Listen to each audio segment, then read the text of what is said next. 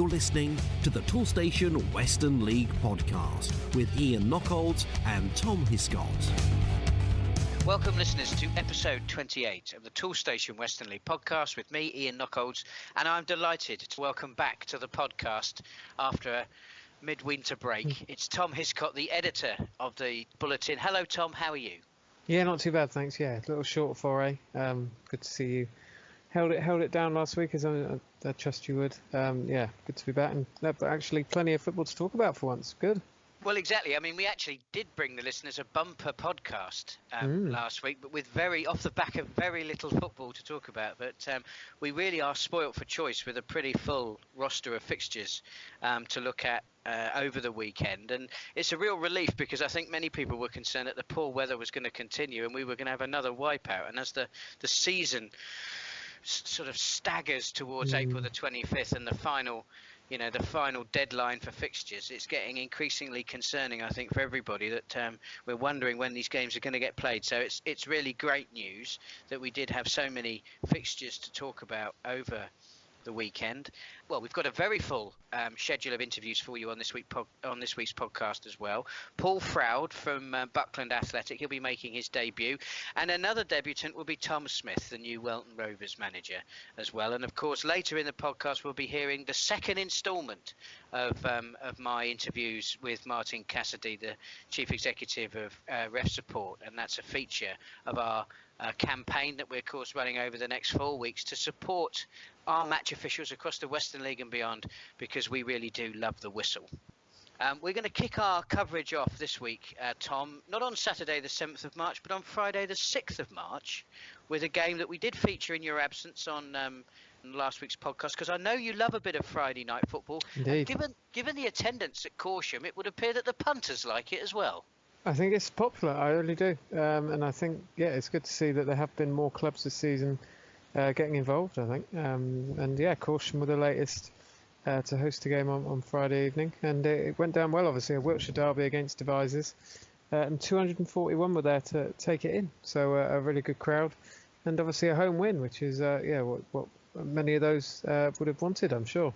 They've got an unbeaten home run that they're maintaining this year, 2020. So it was another good win for Corsham, and it was a youngster who made the difference. Under 18 player Jake Dodge. He came off the bench during the second half, and he managed to score the all-important goal 20 minutes from time. Should add that they'd just been reduced to 10 men as well, just before scoring. So pretty important victory for Corsham. Well, and in many respects also not a bad result for Devizes Town. Obviously not the result that they would have wanted in terms of getting some points from the game. But I know that the performances of late have left the fans somewhat frustrated. And certainly from what I could follow on social media, it did look like Devizes put in a much better performance. And the scoreline would bear that out, wouldn't it? Absolutely, yeah. I mean, to hold Corsham to a 1-0, obviously, as you say, it was another loss. Not had too many victories this season, but looking at where both teams are on the table, looked like a good tussle on Friday night. Absolutely right. Now, I mean, of course, Friday night football. I know you've been a big supporter of it for a long time, but we might be coming to terms. We might be coming to terms with Monday night, Tuesday night, Wednesday night, Thursday night, and Friday night football over the coming weeks. But let's hope that the weather does improve. Anyway, we'll move on to Saturday, the 7th of March, and we kick things off in real style here. Buckland Athletic were at home to Bridport. Another very, very good crowd for this one, Tom, and it was an absolutely emphatic win for the home side. It was an important day for the club, paying their respects to Chairman Roy Holmes, who obviously passed away recently. The team definitely stepped up. A 5-0 victory for the home side. An own goal setting them on their way in just the 14th minute before Ryan Bush struck twice during the remainder of the first half to give them a 3-goal lead at the break. And then it was Nathan Cooper powering home ahead pretty early in the second half to get the ball rolling again. And then it was Jamie Passmore. He completed the scoring late on. So, big 5-0 win for Buckland. Well, Tom, you're absolutely right to point out that it has been a difficult time at Homer's Heath since the passing of the iconic Roy Holmes, and that's really where I started my interview with Paul Froude, the Buckland Athletic manager. looking back on what was an incredibly comprehensive win for his side, but under very difficult circumstances. No, you're right. Roy had been ill for some time, but that obviously doesn't make it any easier when it did happen.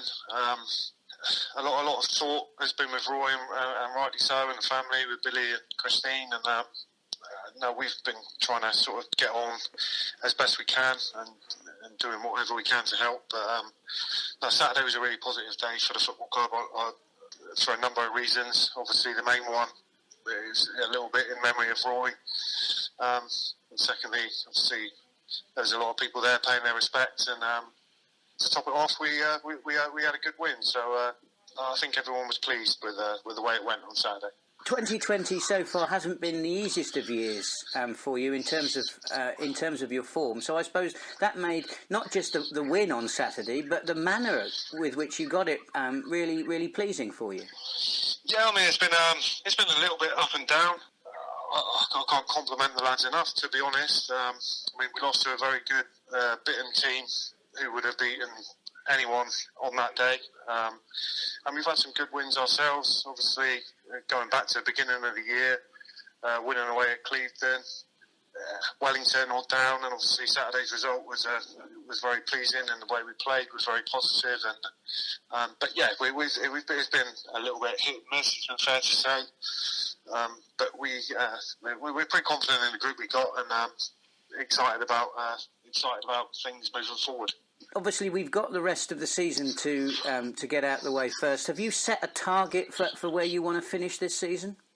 No, not at all. The only target I've set is for us to improve week on week. If we do the right things and continue with good habits and play in the way that I want us to, then the results should follow. And if the results follow, then hopefully that will bode well for a successful last sort of couple of months. But no, I don't really get tied down or bogged down with sort of targets. The only thing I look at internally is maybe taking games in 5-game blocks, and if you can pick up sort of 2 points a game, then that would mean you'd have a very successful season. And if I looked at the sort of, I can't remember if I've had 9 or 10 games now, but I think there's 9 games, 5 wins in the draw, so we're a couple of points behind that target. But that's my own little idiosyncrasy, I suppose. I've not looked at any sort of final league positions where we want to finish. I just literally want us to improve week on week, really. Obviously, Buckland are a very ambitious club. I mean, have you got sort of one eye on building momentum to go into next season's campaign? I'd say we've got half an eye on next season, but summer's always a little bit of a circus anyway, with lads sort of undecided on what they might want to do. So we've got half an eye on next season.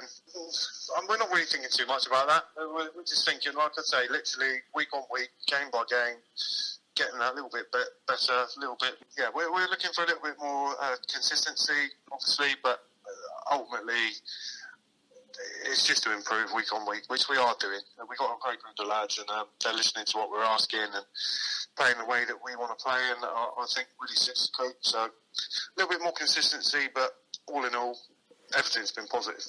You mentioned earlier in the interview that you were impressed with Bitten when you played them, and of course you've recently come up against Bradford Town and Exmouth as well. I mean, generally speaking, in your time in charge, which are the teams that have impressed you the most? Obviously the ones you mentioned there. Bitten on the day, we fell a little bit short of the standards that we'd set. Bitten they could do everything. Exmouth were fairly direct. I don't think Kevin would mind me saying that.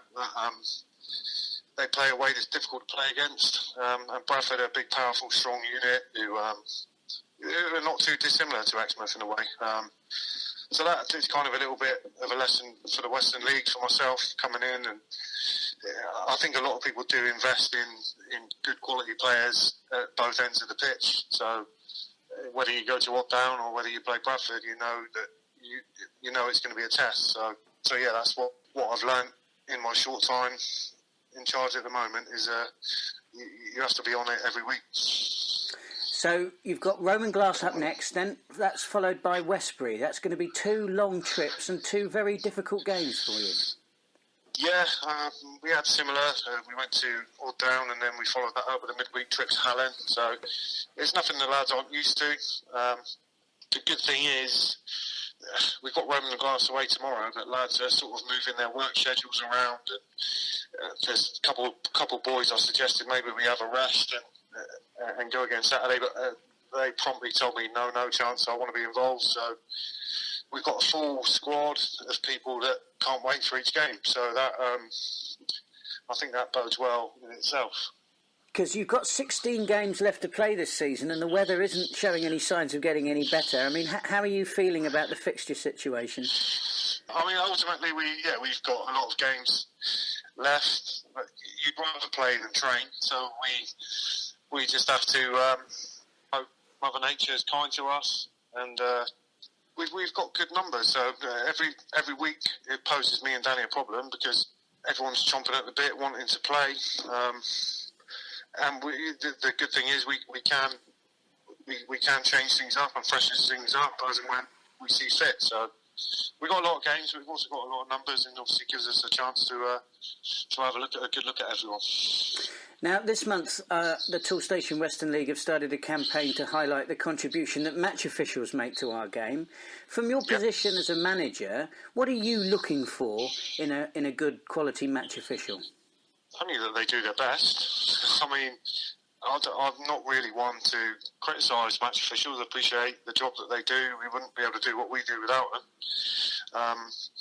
So as long as you can always forgive. I can forgive mistakes and bad decisions. I haven't had cause to complain with any referee really up to this point, and I wouldn't anyway, because I know how difficult the job is. So as long as you see that the referee's doing the best he can, then you have to applaud that. And like I say, everyone respects the job they do, and they know how difficult it is. So no, the standard of officiating, I think, is really, really good. And one final question, Paul. This is the first time we've spoken to you on the podcast. So can you tell the listeners a little bit about your journey to the Buckland dugout? I was a young player at Torquay United. It didn't quite work out for me, so I played a little on the Western League circuit with Bedford Town, Welton Rovers, and also played for Newton Abbot Spurs and Buckland Athletic back in the Peninsula League days. So the club's familiar to me. A lot of the faces remain the same. I broke my leg playing quite badly when I was 29, so did a few coaching badges, which led to some scouting work in the Football League for Ipswich and Wigan. Originally, I got a call from Nick Milton, who was the manager at Stoke Gabriel at the time, to ask if I wanted to give him a hand. I really enjoyed that.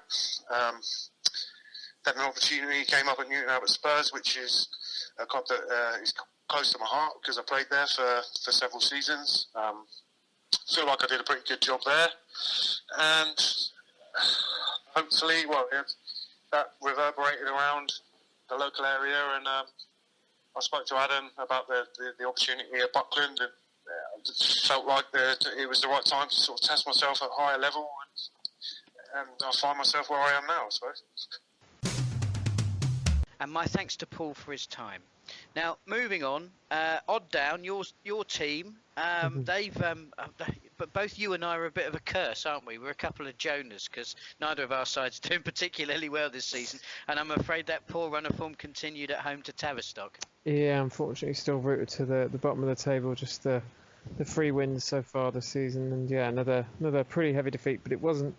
First half went well. It was goalless at the break, so they did hold Tavistock at bay for a long period, and they look pretty good from all accounts. Bit of improvement shown recently, but once Jack Crago had opened the scoring from the penalty spot, the floodgates did open a little bit, and that was on the hour mark. So as I say, not Odd Down holding their opponents out for 60 minutes, but once that Crago penalty had gone in, Tavistock kept up the pressure, and there was further goals from Liam Prynne, Warren Dorr and Josh Grant, so helping them to a pretty commanding 4-0 victory.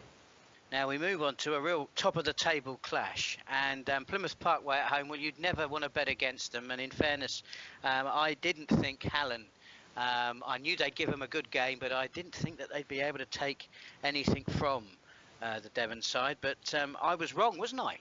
Yeah, and if anything, they nearly they deserved the 3, by the sound of it, the 3 points. They led for much of the game. A 6-minute lead. Aaron Anglin, obviously Hallen had that long unbeaten run come to an end during the week, but they rebounded really, really well. As I say, Anglin putting them ahead early, and then Ed Bamfo doubling the advantage just before half-time to make it 2-0 to Hallen away at Parkway. And they looked like the first side that were going to knock Parkway off their perch for a little while. But they were. Parkway managed to get back into the game despite missing a penalty. Shane Kratt ballooning his spot kick over the bar. But a couple of minutes later, it was Adam Carter, the ever reliable. He got them back into the game, half the deficit on the hour mark, thanks to a good bit of work down the left from Ryan Lane. And then, in stoppage time, pretty much the last kick of the game, or the last attack, definitely.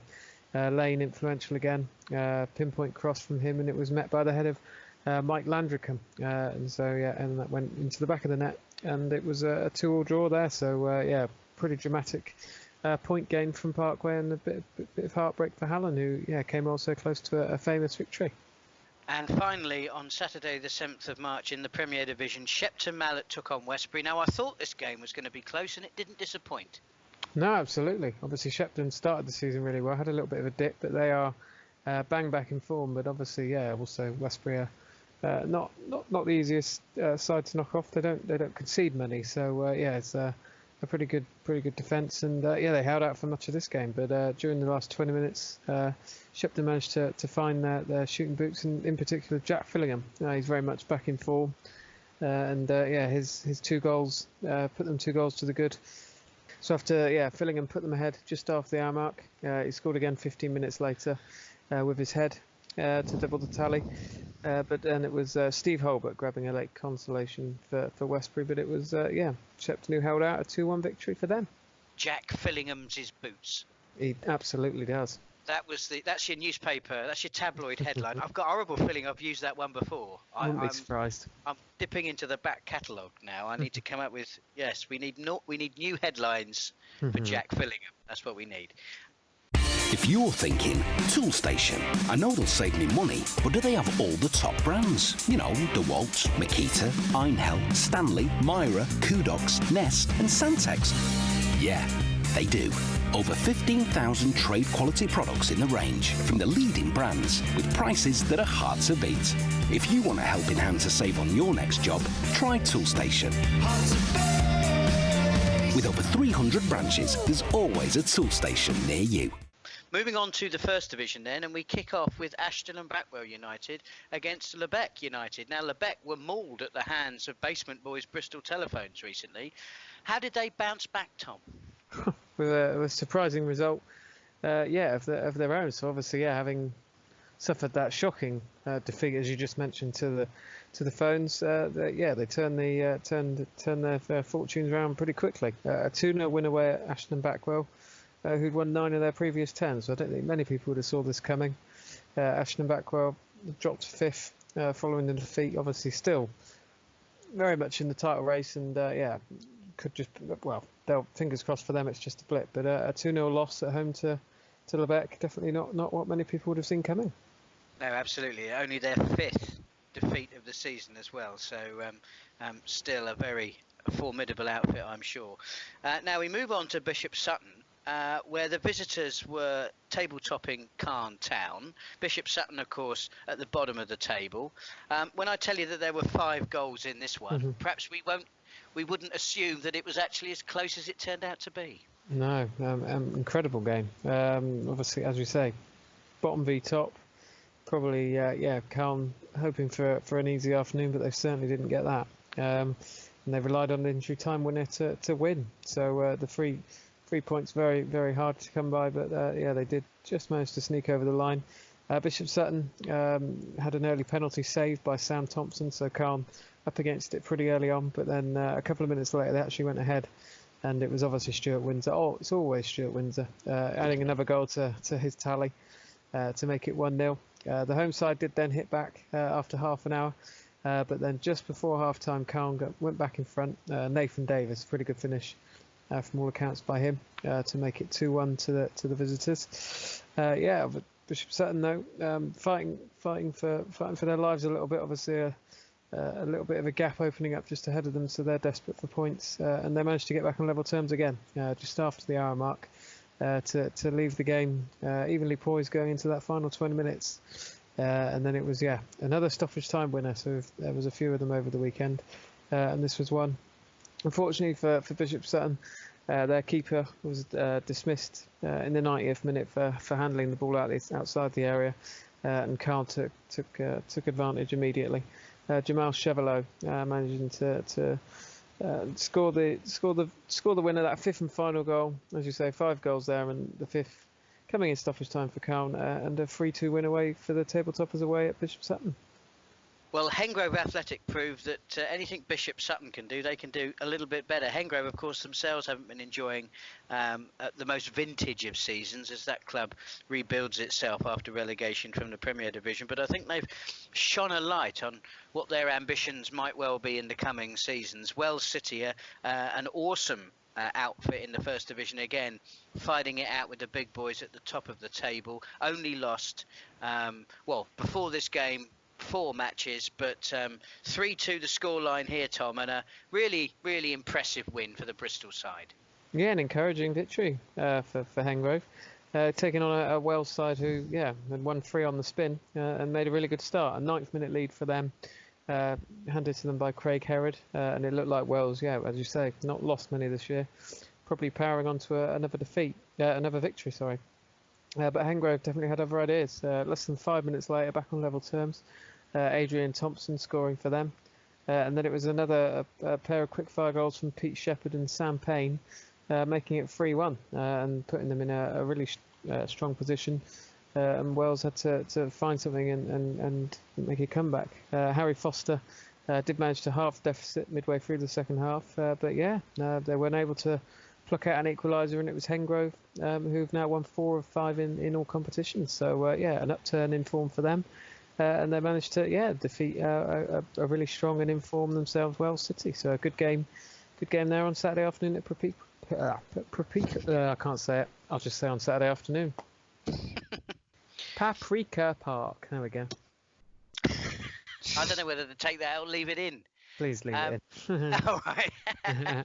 Right then. With that little bit of mirth, we really have saved the best till last, particularly in the First Division. The final game we're going to cover is Welton Rovers against Bristol Telephones. Now, of course, we've featured Bristol Telephones recently on the podcast, and they have been in very good form. That's moved them off the bottom of the First Division, back-to-back wins, and really now they're dragging devices in to the relegation mix-up, as we'll hear a little bit later on in the podcast. So Bristol Telephones are in form. Just a little bit above them in 17th place sits Welton Rovers, who recently announced that Tom Smith has become the full-time manager, taking over from Jared Greenhall. Tom Smith had a busy week leading up to this game because he brought in 6 new faces. And that seems to have done the trick, because you can't get much more emphatic than this result, Tom. No, as you say, a lot of change at the club mid-season. 4 debutants started the game on Saturday afternoon. And it seemed to make an immediate impact. A 6-0 victory for Welton over Bristol Telephones in an absolutely dominant first half. So they really did fly out the blocks. I don't know what the new manager said to the team, but it definitely worked. And 17 seconds it took for them to take the lead as well. So absolutely flew out the traps. And that was one of the new signings as well, Jacob Reeder, putting them ahead inside a minute. René Adigbo and Liam Evans then struck in quick succession to make it 3-0 before Sam Stoppard brought the curtain down on an excellent first half. A left-footed corner from him ended up in the back of the net, so maybe a little bit of fortune in that one. But definitely wouldn't say the Green Army were fortunate to be 4 goals to the good at half-time.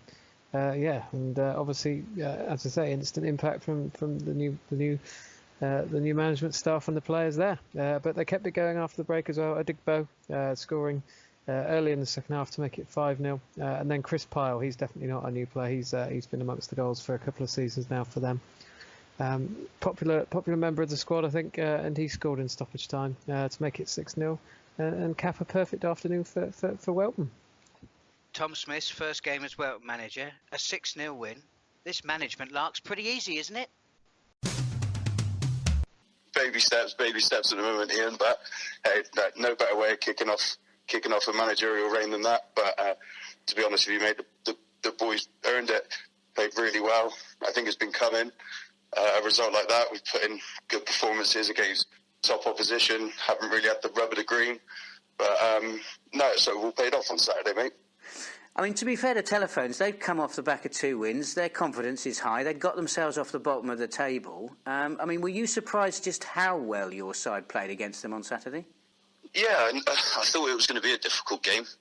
Like you said, looking at their previous results, and we knew they had some decent players from when we played them before.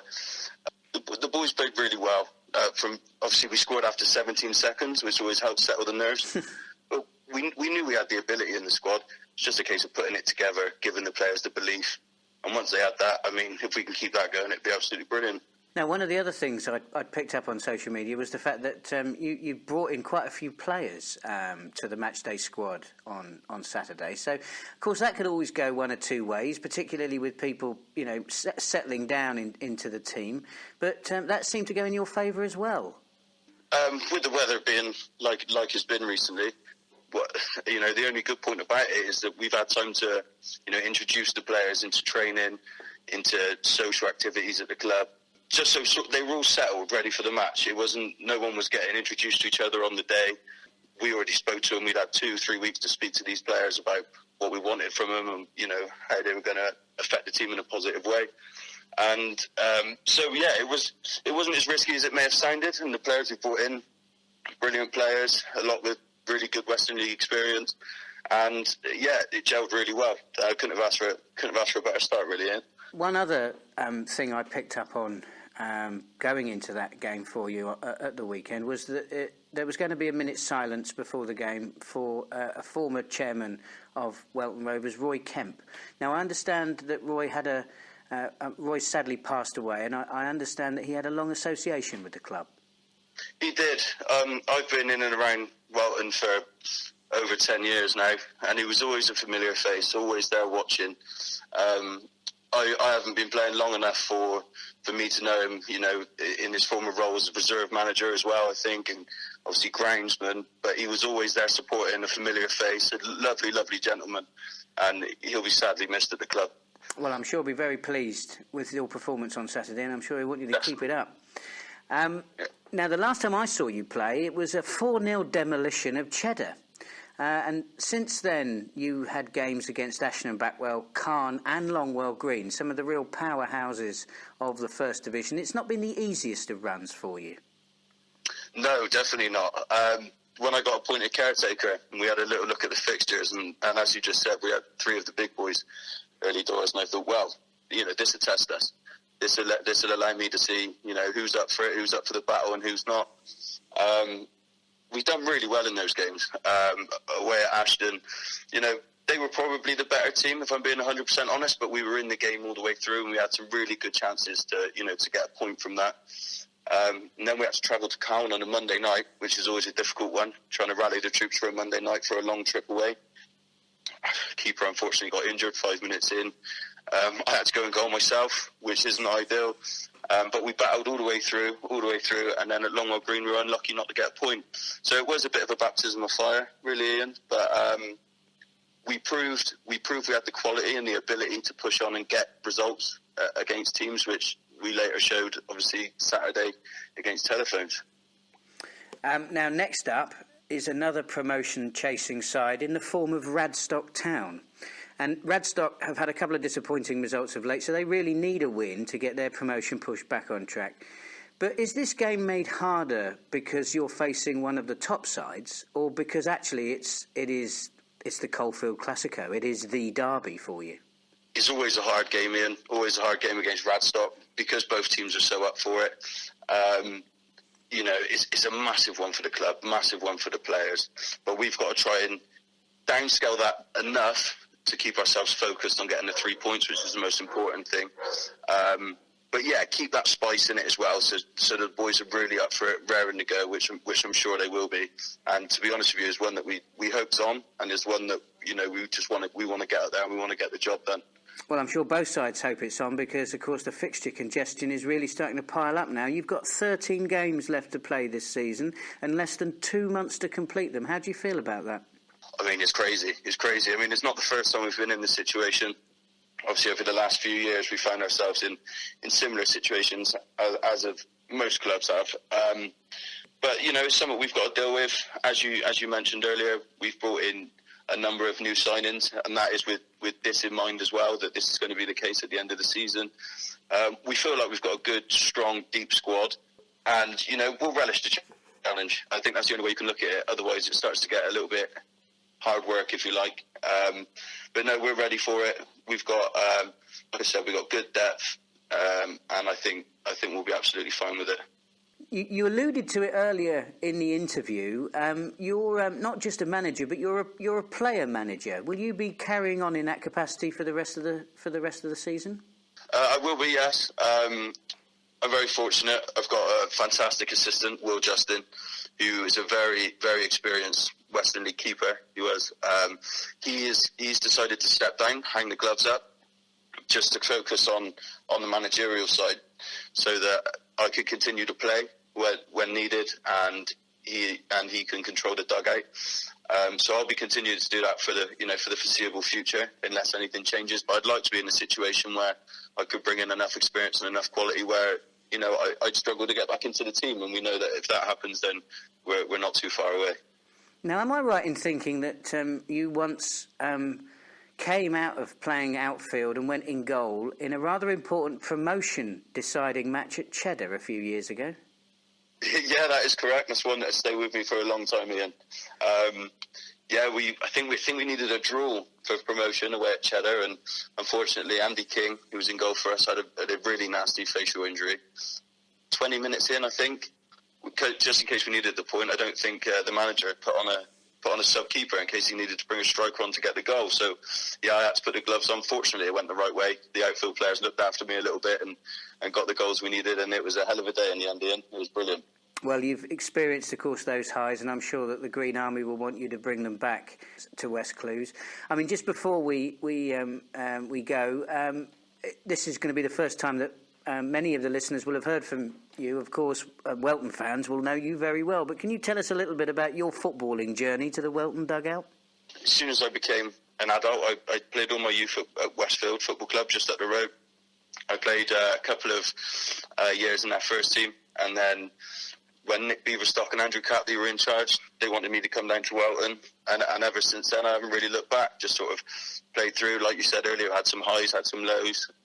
Got great experiences at the club, know everyone at the club, and I've always wanted to get into managing. So just the fact that I know the club so well and I'm comfortable with everyone at the club just makes my life a little bit easier. I've been able to sort of see what I think, what direction the football team needs to go and the club. And I work very closely with the fantastic board we've got with Gareth and Malcolm and everyone else on it. So yeah, it just seemed like the perfect time and the perfect step for me to step in and try and push the club in the direction where we think it should be, really. And my thanks to Tom for his time. We'll have a look at the fixtures coming up the week ahead. We've got some really good midweek fixtures, but of course it takes a couple of days to get the podcast up together. It's not always possible to get this out before you'll have listened to them, so we'll focus our attention on Saturday the 14th of March, and if we look at the Premier Division roster there, Tom, which fixture have you picked out? I don't like always looking straight at the top, but I have gone for Plymouth Parkway. They've got a game against Roman Glass St George. Obviously, Roman Glass, a couple of 2-1 victories, come from behind wins since they've returned to action. Obviously, quite a lot of abandonments around the leagues, but they managed to sneak in 2 matches last week, 2-1 wins. So they've found a little bit of form, and they take on a Parkway team who obviously had that defeat in the Vars, followed by a last second draw at home to Hallen on the weekend. So they'll be looking for a bit of they need to find their shooting boots again and get back amongst the victory. So a tough afternoon potentially for them against a surging Roman Glass team. Now I'm going to go for a proper mid-table battle. I think this one is where the real value is. Westbury United entertain Buckland Athletic. 11th take on 12th. Westbury, of course, we know are formidable opposition for anybody on their day, but Buckland look like they've come right back into form.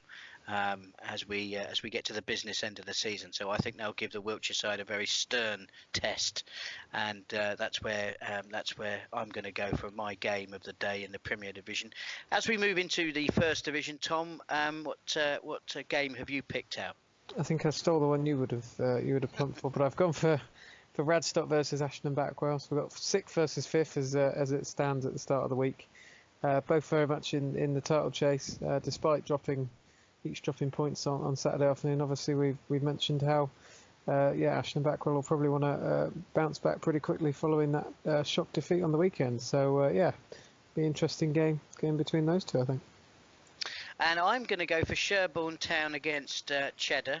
Sherborne are in very good form at the moment. They've got themselves up to 2nd place in the First Division. Absolutely no reason to believe that they aren't going to stay there. And Cheddar, of course, I've had my eye on them all season. A side capable of very good things, and also they've lost a fair few as well this season, but I think that they'll really rise to the occasion, and that could provide a very stiff test to Sherborne Town. So that's the match I'm going to pick out. Now, before we move on to have a look at the league tables, I'm going to bring you the second instalment of our series of interviews with Martin Cassidy, the Chief Executive of Ref Support. Now, of course, this is very much a central theme of our campaign to love the whistle, to promote the match officials that officiate our matches across the Western League and, of course, beyond. Now, in this latest interview, I start by talking to Martin about the criticism that officials get. And I asked him whether he was more concerned about the criticism that comes from players and managers or the criticism that comes from supporters on the sidelines. I think it's all the above. I think it's absolutely all of the above. And we have made a concerted effort to address online abuse. You've only got to see what's happened recently in the national news of what online abuse can do. And why should referees as individuals be any exception? And it's been really interesting this last, say, week or so, because there's people I've seen on Twitter who are abusing referees almost weekly. Some of the abuse might be soft abuse, blaming him for a goal, he's missed a penalty, it should never have been a red. Some are a bit more personal, which have resulted in reports.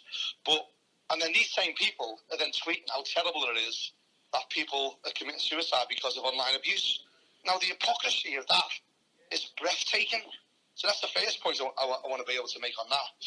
But the reason we've done it, we feel, is that clubs, players and managers have got away with it for too long of just venting their spleen on Twitter and thinking no one's going to answer them back. The FA never answered them back. Referees are told not to have social media accounts at Premier League level, and at grassroots level they're encouraged not to comment on their particular match. And that's very frustrating, particularly when we've been to a match and we've watched the referee have a good game or an excellent game, might have missed something. But these referees get absolutely castigated for making mistakes like a dodgy offside, a dodgy free kick, a dodgy penalty.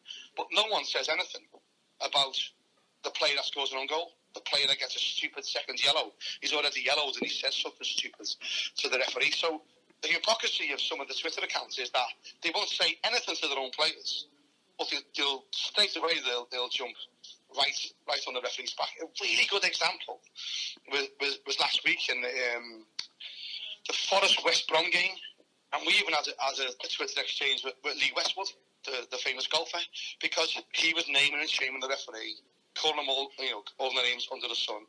And I hadn't looked at it, and people were saying to me, "Oh, you haven't seen the game, how can you comment?" But we would comment on the abuse, the validity that people think just because the referee's had a bad game, we can go out and absolutely slaughter them. Now, when I looked at that game, the Forest game, Forest lost possession down one end, which should have been a free kick. Everyone knows it now, it should have been a free kick. The referee never gave the free kick. The ball went down the other end, Forest scored, Forest went mad. But no one said anything. That goal was an own goal. All they concentrated on was that one mistake by the referee, which missed a free kick. The ball went through the midfield, through the defence, went wide, crossed the box, an own goal. Now, really, that's ridiculous, isn't it? To think that 3 phases of play nearly have resulted in an own goal. But let's forget about that. Let's blame the rest. And these are the sort of things that we just think we can't leave them unaddressed. Yeah.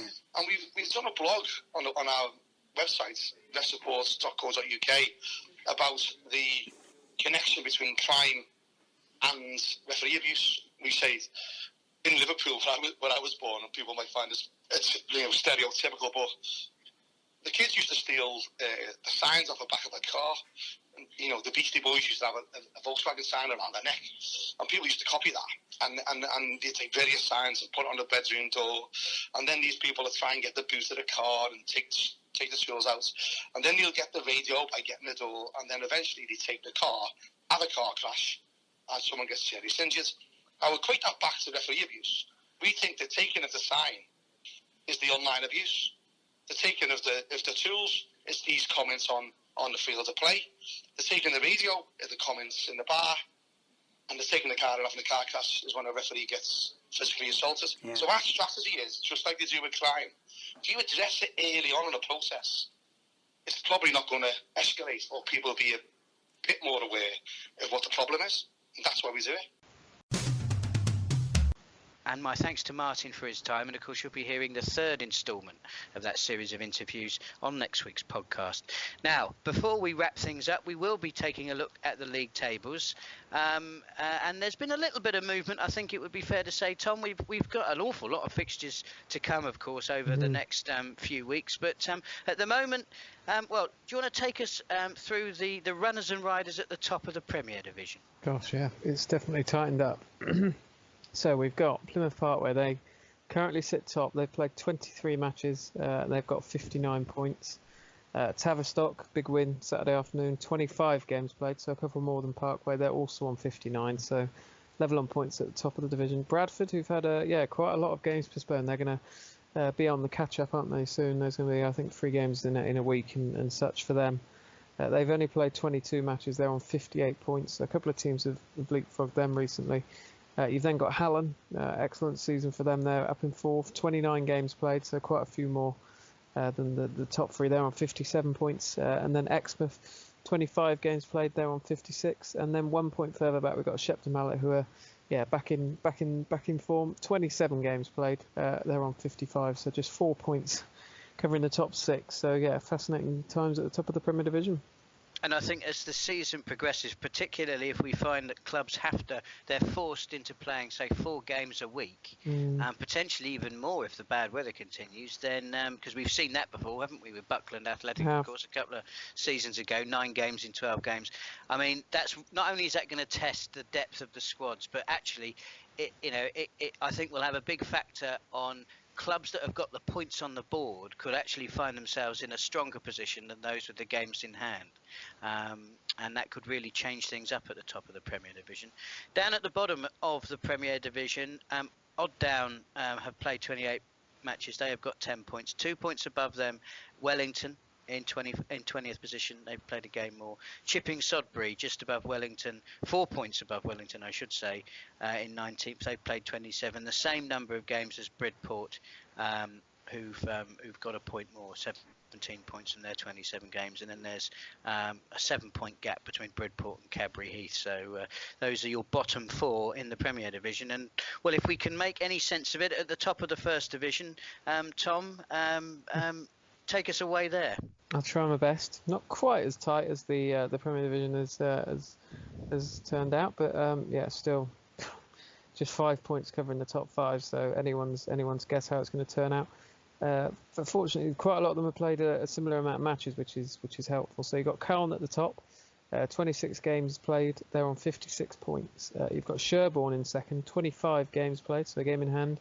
They're on 53, so they're 3 back. You've got Longwell Green, who've played 27. They're on 52 points. And then you've got a pair of teams in Wells and Ashton and Backwell. Both played 26, and they're both on 51 points. So that's how the top 5 sit. And then you've got Radstock, quite a few games in hand. They're played 23, so at least 2 on the rest above them.